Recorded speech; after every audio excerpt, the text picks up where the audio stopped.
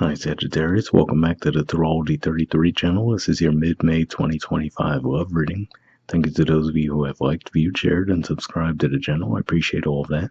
For those of you new to the channel, as far as what we have in front of us, it's what I call the bridging the gap spread.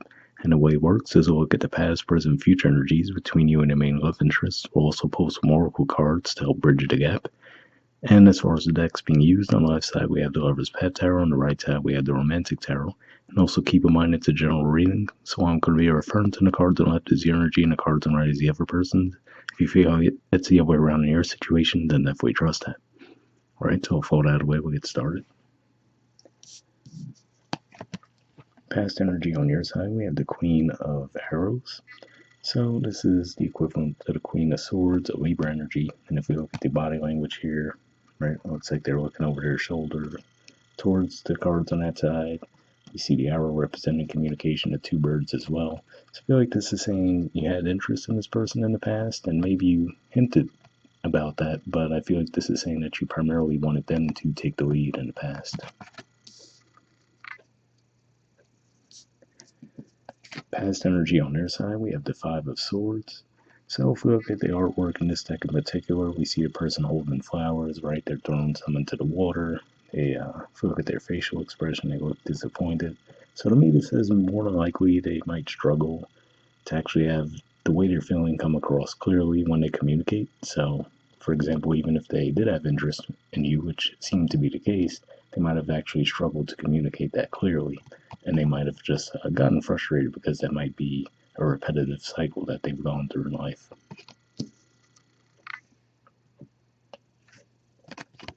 Present energy on your side, we have temptation. So this is the equivalent of the devil in traditional tarot. And yeah, it could just be saying that currently you might be getting pulled away from this connection due to temptation from another person coming on to the scene.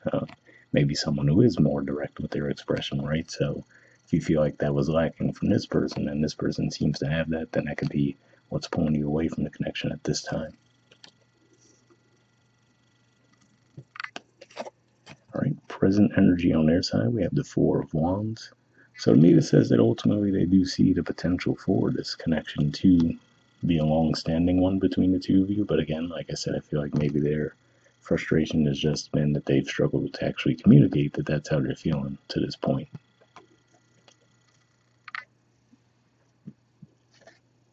All right, in the future position on your side, we have the Six of Staves.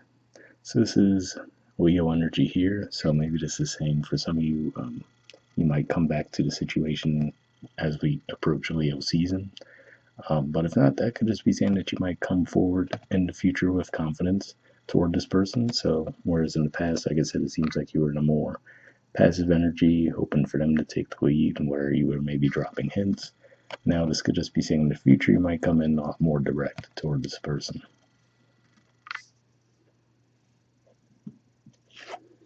All right, and future energy on their side, we have the Seven of Pentacles. So yeah, so if we look at the artwork here, this could just be saying that now when they do get that lifeline, basically, by you actually coming forward and being more direct with them, it looks like that's going to ultimately lead to them realizing that, okay, good, they have the opportunity to basically make up for lost time.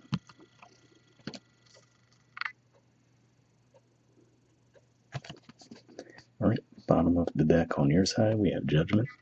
So yeah, so even seeing this temptation energy in the present, which like I said, seems like maybe it will pull you away from this person for a bit.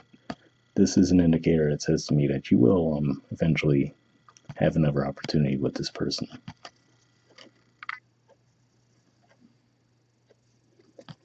All right, and bottom of the deck on their side, we have the Chariot. So yeah, so this is the major arcana card for Cancer. So again, if this is more of a timeline thing, this could just be saying that maybe when we get through late June and early July, you might start to really see the momentum in this connection. But yeah, to me, this says that ultimately they do see this connection as important between the two of you, and it looks like they do want to move it forward. All right, we'll see what the Oracle cards add to mix. First, we'll see what we get from the Messages of Love Oracle card deck. I'm just going to give this a few shuffles.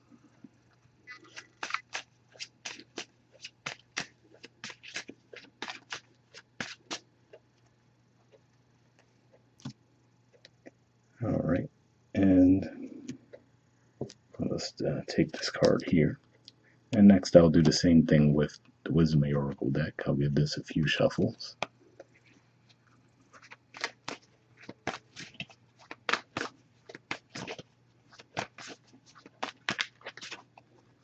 Okay. And I'll do the same thing here. I'll cut this deck and just pull a card. Take this one here. Alright. So, first we'll take a look at that Messages of Love card. Alright. We have warning. It says, don't dismiss the red flags here. So interesting, because I will say normally with the Five of Swords, that can be more of a red flag type of energy, but I'm really not picking up on energy at all with you guys now, to be fair. If anything, we do see red flag energy on your side as far as temptation, the devil, right? But ultimately, that could even just be saying that maybe you do get pulled away from this connection for something that might seem good on the surface, right? And maybe that has the red flags, and then you might come to quickly realize that, and then that might be what leads you to say, you know what, let me come back to this person and try to get things off the ground with them. All right, and from the Wisdom Oracle, we have To the Sea. There's the artwork, and number 7. So we'll see what this has to say.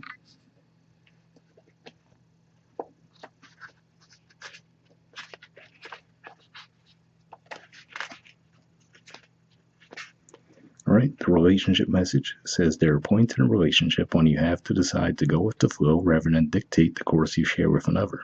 Can you let go of the need to have things your way and allow the relationship itself, your combined goals and desires, to steer the ship? Can you both transcend your personalities and allow the partnership to form its own identity, its own energy? Now is the time to relax and see where this mutual journey leads. So that was an interesting message there. Can you both transcend the personalities and allow the partnership to form its own identity, right? And can you basically let go of the need to have things your way? That makes me think of what we were seeing with the past energy, right? Where, like I said, it seems like you had the attraction for this person, and maybe, like I said, you might have hinted at it, but you were hoping for them to take the lead primarily from there. So it could just be saying that, you know, if you know that that's maybe something that they might struggle with from time to time, right? But you know the feelings are genuine, and then it looks like when you give them that lifeline and come toward them, it looks like they're actually going to seize that opportunity to help move things forward. So yeah, it could just be as simple as, you know, maybe you have to ease up on the way you think things should go a little bit, right? And then that could help the connection unfold more naturally. But hopefully that resonated for you guys. We're up there, and I'll see you all next month. All right.